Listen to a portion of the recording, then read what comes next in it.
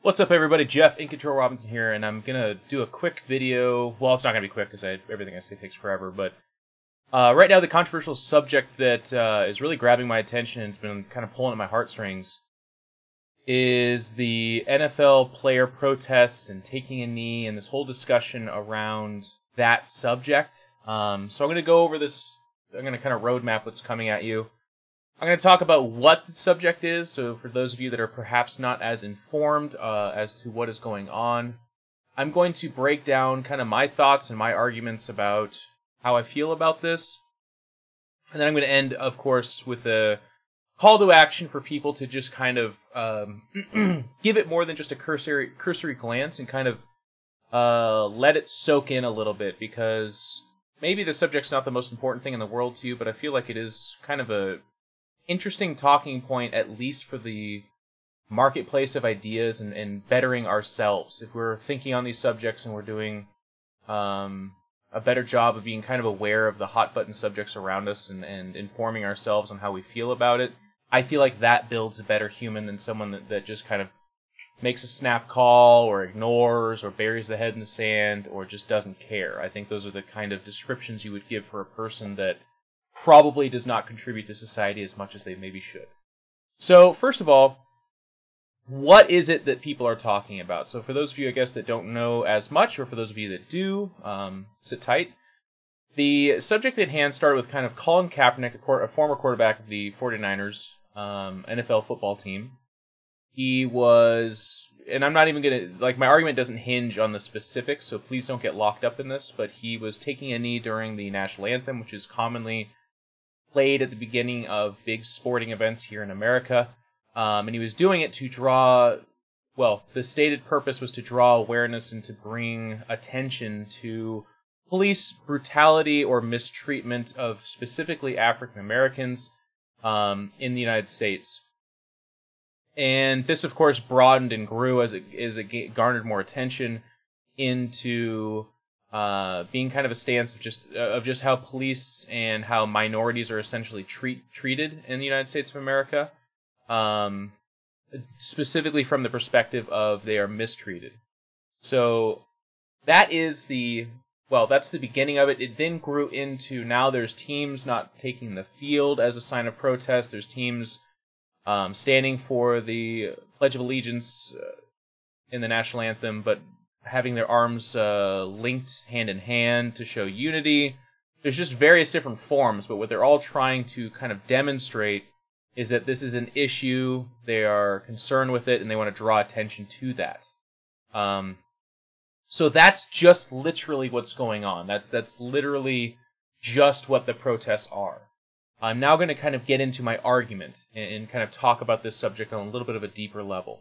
I first and foremost want to start with saying that I find a part of the reason why I've been moved to do this in video format is because this is better than me writing 70,000 words on a tweet longer or some kind of paste bin and tweeting it out. I feel like this is the best way for me to communicate how I feel about this. And I almost want to start with just the ethos of that. God, is that such a a mishandled thing? The idea of I just want to talk about this and I want to communicate it. Because that's going to be kind of the crux of my argument for, I'm misspeaking all over the place. I'm actually a dumb guy, but anyways. For this whole thing.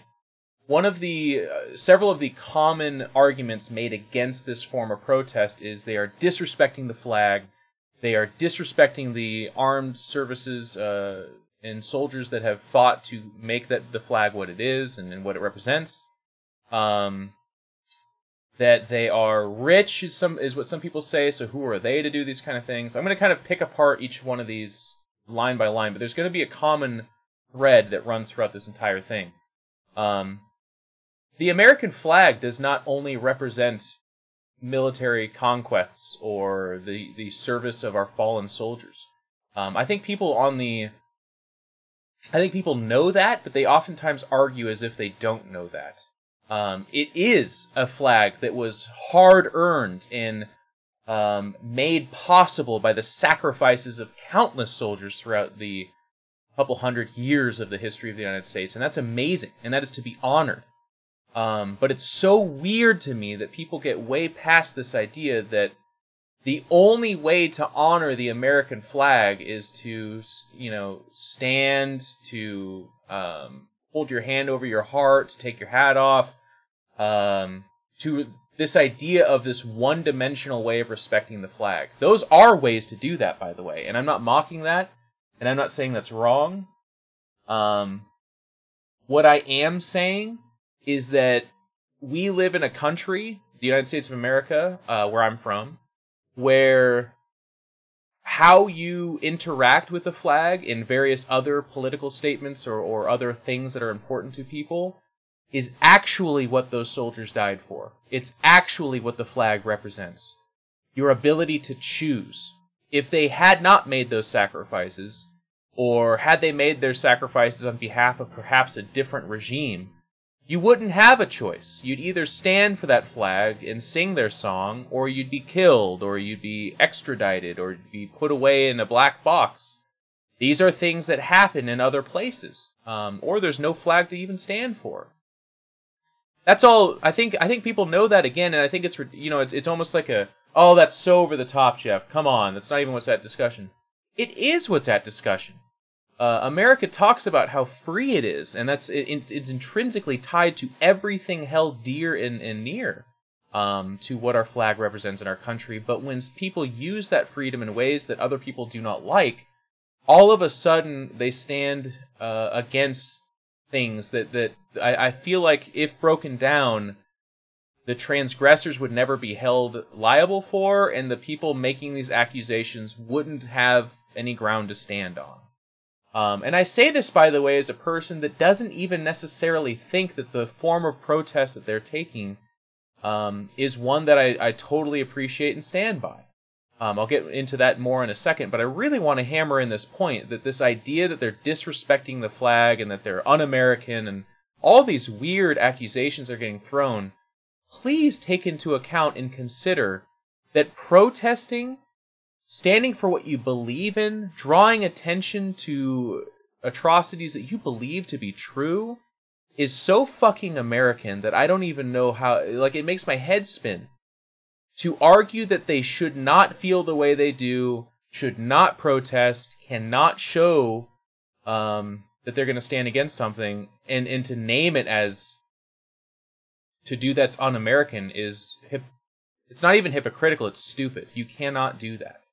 I mean, you can. That's the funny thing. You absolutely can, but please know that every ounce of logic in my body cannot even come close to agreeing with it. I can't. If we lived in a country where it said, hey, that thing you're doing, that makes you un-American, I hate you, you're pissing on the flag, this kind of stuff. Save that for people that actually are. There are people out there burning flags. There are people out there peeing on flags. That's disrespectful. That too is their right, I guess. But I think that very clearly allows us to talk about how that's a poorer form of protest. And I would more understand the accusations that go towards those people. But I would still tell you that as Americans, they can do that. Which then kind of gets me into the second argument. And that is, there's the next tier of argument against what's going on with these protests is people are arguing, black-on-black violence is way worse. Police haven't even killed that many African Americans or people of color. It was only 1,000 in this last year. And then some of the other arguments are like, there's a time and a place, and this is not the time, nor is it the place. This is where you'll hear me start to acquiesce a little bit, in the sense that, do I think this is the best place and the best time to protest in this way? Is it the most effective? Certainly with Colin Kaepernick as your catalyst, it was a bit troublesome with that. That he obviously was an interesting character to start this whole thing. I think you can get some mitigation there. I think you can start to talk about it that way, but to me that too is a little bit irrelevant. You know what these protests did do, or at least hopefully have done for some? Started up the conversation. It's made people start to kind of discuss, how are African Americans being treated in America? Is it fair? With these, the big stories that were all over the headlines in 2016 in particular, with individuals that were held down by a knee and suffocated until they died, or shot without having even reaching for a weapon, or just sitting in their car next to their loved one getting gunned down. I mean, certainly these kind of situations happen to people of all color, or of no color, if that's what you want to say, for white people, whatever. But listen to ourselves. If our best argument is worse things are happening elsewhere, or this other issue is worse, when does that ever function for anyone as a legitimate argument? When? When you go to your boss and say, hey, so-and-so is acting inappropriately, and, you know, I have this documentation, it's really bothering me, it's making the workplace feel unsafe for me. Your boss looked you in the eye and said, yeah, but what about that hurricane that hit Puerto Rico? Like, you don't actually have any ground to be upset about anything. Would you then be like, no, my situation's worse than what happened to Puerto Rico? No, you would not. You would be aghast, because that's a ridiculous argument. It doesn't make sense. There's always something worse going on. If I'm witnessing someone getting beaten to death, I don't like rush over and go, oh, you know what? Wait a second. As I speak, there's people being sold into sex slavery in China. So that over there, not nearly as big of a deal for me. I'm going to go and tweet about that stuff in China and try to get some movement going on that. Nobody thinks that way. But yet, when these things happen, all of a sudden these juvenile arguments come flying forward where people will start to say, police brutality to people of minority. Have you seen the statistics on how many African American violence is running rampant throughout the country? I say good for you for knowing those stats. Do something about that too. If it really gets a bee in your bonnet, you can do some protest to draw attention to that. If that's the bigger issue for you, get going. Great, do something about it, or don't. That you know, you don't have to. That's fine too. But why? Why in a million years would you try and levy that argument against somebody else as if that functions in any way? Like, I'm real, you know, Michael Bennett talks about being mistreated by police. There are people tweeting at him, and I'm experiencing this firsthand, by the way, that are like, that's not even the issue, man. Black-on-black violence is way worse.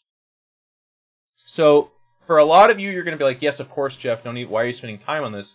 But I need you to understand, there's a lot of people making these arguments, and that's why I'm speaking out about it. It may sound stupid for some of us, but for a very large number of people, this is actually the first or second or third thing they think of, and it stops them. It's a hurdle for them, a mental hurdle, that a lot of them trip up over or can't even get over on their way to trying to come to grips with what's happening. So please, consider those perspectives. And to play like devil's advocate, I don't know. I don't know the other side of this. I'd be interested to hear your thoughts on it. Try to keep it reasonable.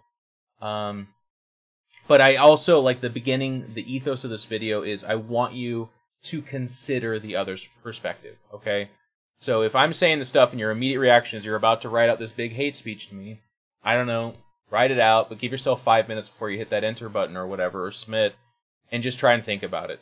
So some of the other arguments, too, I feel like they fall along the same similar path, where they're like, these are rich athletes, who are they to talk about this stuff?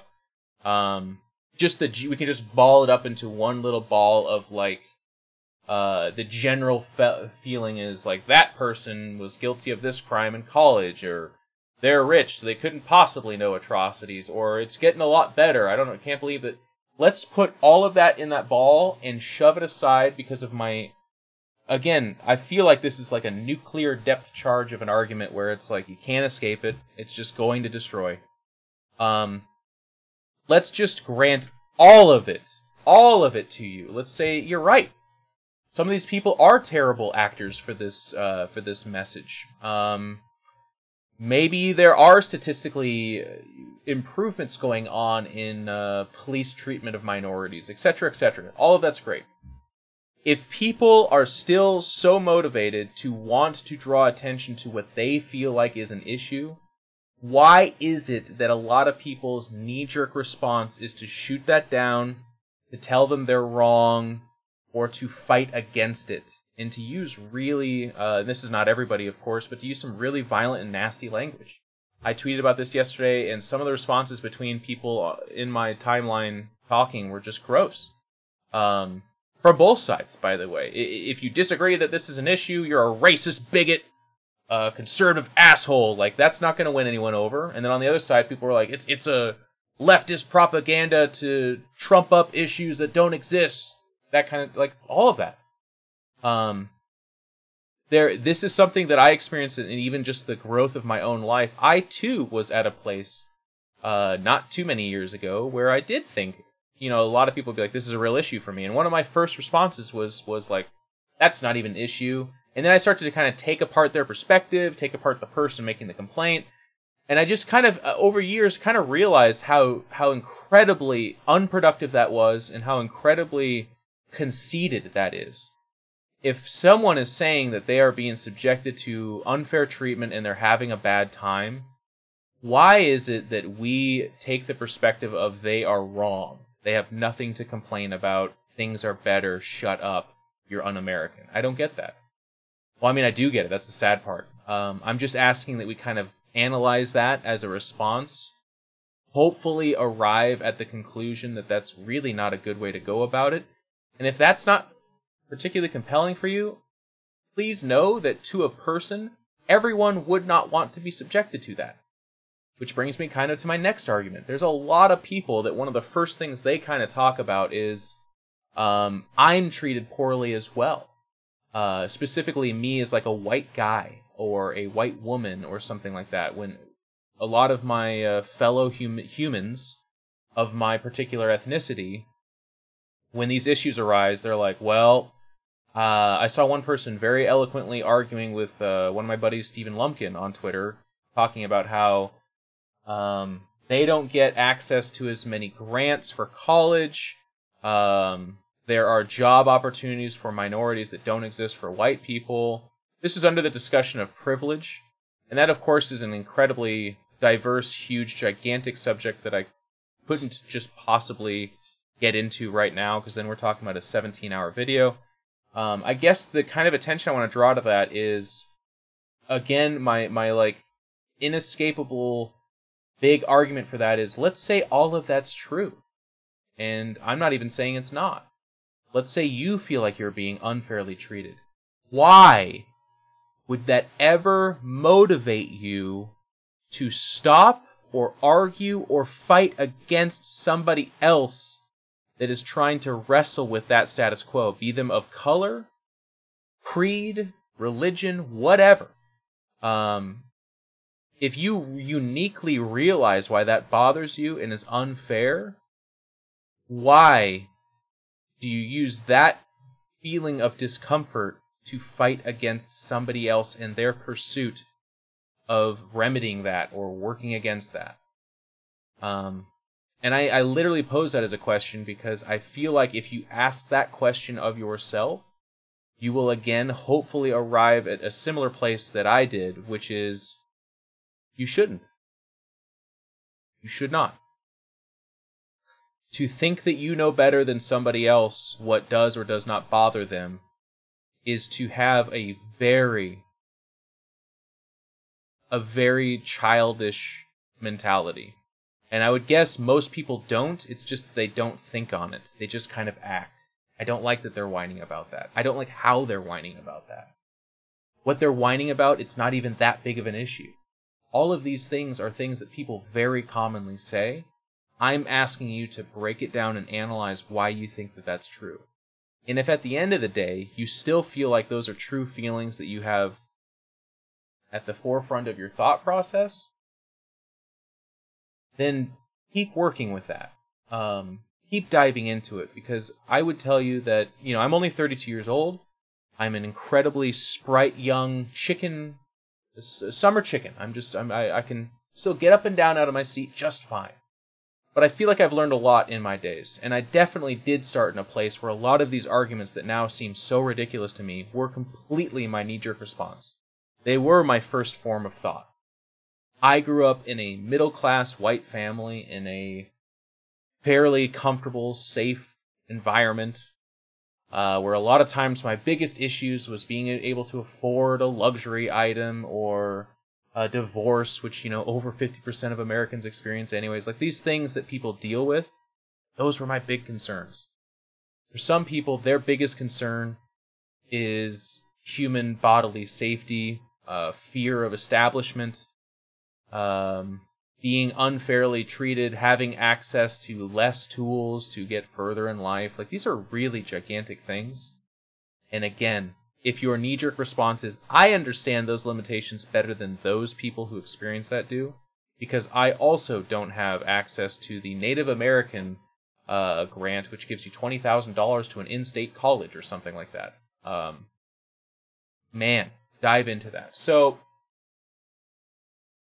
my biggest... So, like, I start to break that down and then just kind of put it into a concise place.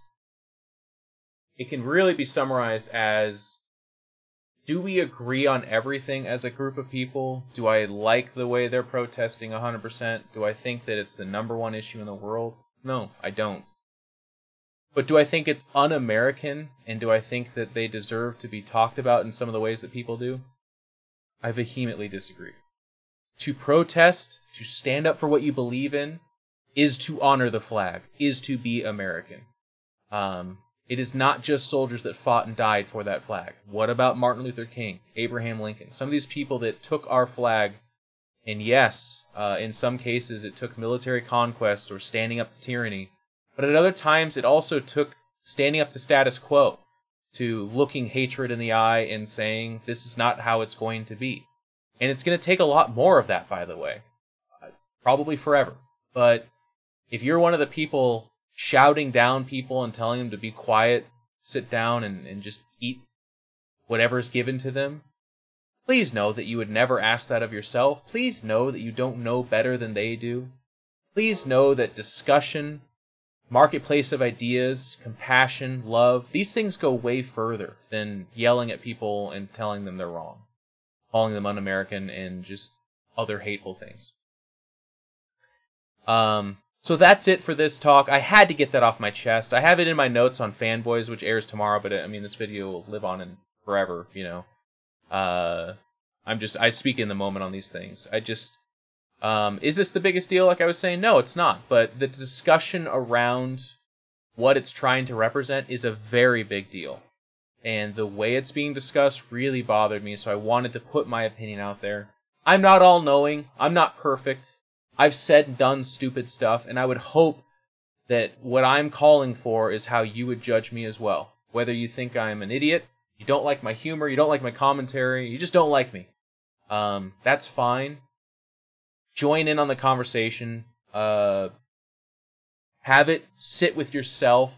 And as long as you're putting thought and you're working through how you feel about things, you're a pretty fucking good person as far as I'm concerned. Even if you arrive at a place where perhaps you're still a thorn in someone else's side, just keep working on it. Keep thinking about it, have an open mind, discuss it, talk about it, don't shoot it down, don't hate, don't yell. You're doing your part if you can do that much. So that's it for now, guys. I'll be reading the comments. I'm interested to hear what you guys think and feel. I think there's going to be a lot of people that I hate these comments, but they're going to be like, yeah, obviously. That's totally how I felt, Jeff. It's like, yes, I know. There's a lot of people that don't, so I'm hoping to start up the conversation. I'm hoping to reach some people. And if that's interesting to you, then I look forward to talking more with you. You guys take it easy, and I will see you soon.